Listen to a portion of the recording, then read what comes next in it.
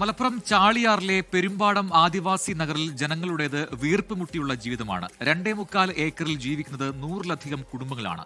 70ഓളം വീടുകളിലായാണ് ഈ 100-ലധികം കുടുംബങ്ങൾ അവിടെ താമസിക്കുന്നത്. തിരഞ്ഞെടുപ്പ് ബഹിഷ്കരണം വരെ എത്തിയ നീറുന്ന പ്രശ്നങ്ങളാണ് പെരുമ്പാടത്തെ ജനങ്ങളുടേത്. ഭൂമി അവകാശങ്ങൾക്ക് വേണ്ടിയുള്ള പോരാട്ടവും അടിസ്ഥാന സൗകര്യങ്ങളുടെ അപര്യാപ്തതയുമാണ് ഈ നാടിനെ പ്രശസ്തമാക്കിയത്.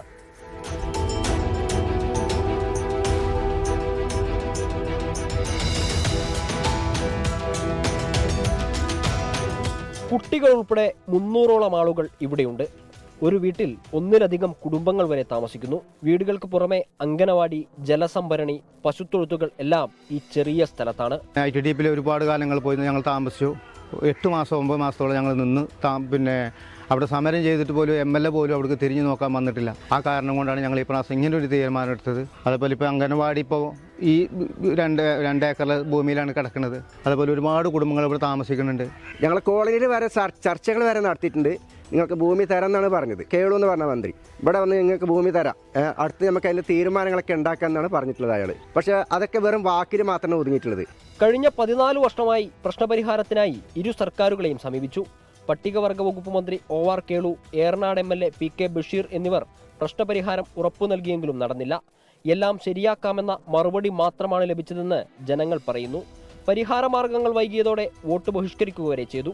തദ്ദേശ തെരഞ്ഞെടുപ്പിൽ നഗറിലെ 130 വോട്ടുകൾ ചെയ്തില്ല. തങ്ങളുടെ പ്രശ്നത്തിന് പരിഹാരം ഉണ്ടാകും വരെ ഇനി പോളിംഗ് ബൂത്തിലേക്കില്ലെന്നാണ് ഇവരുടെ തീരുമാനം. ഞാൻ 18 വയസ്സ് തൊട്ട് വോട്ട് ചെയ്യാൻ തുടങ്ങിയ ആളാണ്. എനിക്ക് 52 വയസ്സായി. ഞങ്ങൾ ഒരു വർഷത്തിൽ ഞങ്ങൾ ഇവിടെ മരം മുറിഞ്ഞപ്പോൾ ഞങ്ങൾക്ക് സ്ഥലം ഇല്ലാത്തതും കൊണ്ട് ഞങ്ങൾ ഭൂമിക്ക് വേണ്ടിയിട്ട് ഞങ്ങളവിടെ പോയി. എല്ലാവരും ഞങ്ങളെ പോലീസുകാർ വന്ന് അടിച്ചിറക്കി അവിടുന്ന്. എന്നിട്ട് ഞങ്ങൾ ഒരു കൊല്ലം പോലെ ITDP പോയി സമരം നിന്നു. ഞങ്ങൾ വീട്ടിൽ നിന്ന് അരി, സാധനം, വിറക് ഒക്കെ കൊണ്ടുപോയി ITDP ഞങ്ങൾ സമരം നിന്നു. എന്നിട്ടും ഞങ്ങൾക്ക് അതുകൊണ്ട് ഗുണമൊന്നുമില്ല.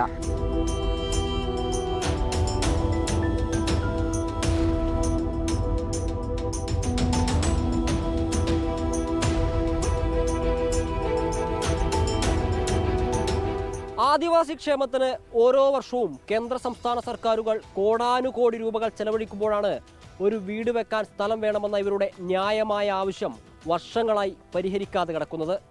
ഞങ്ങളും മനുഷ്യരല്ലേ എന്ന ഇവരുടെ ചോദ്യത്തിന് അധികൃതരാണ് മറുപടി പറയേണ്ടത്.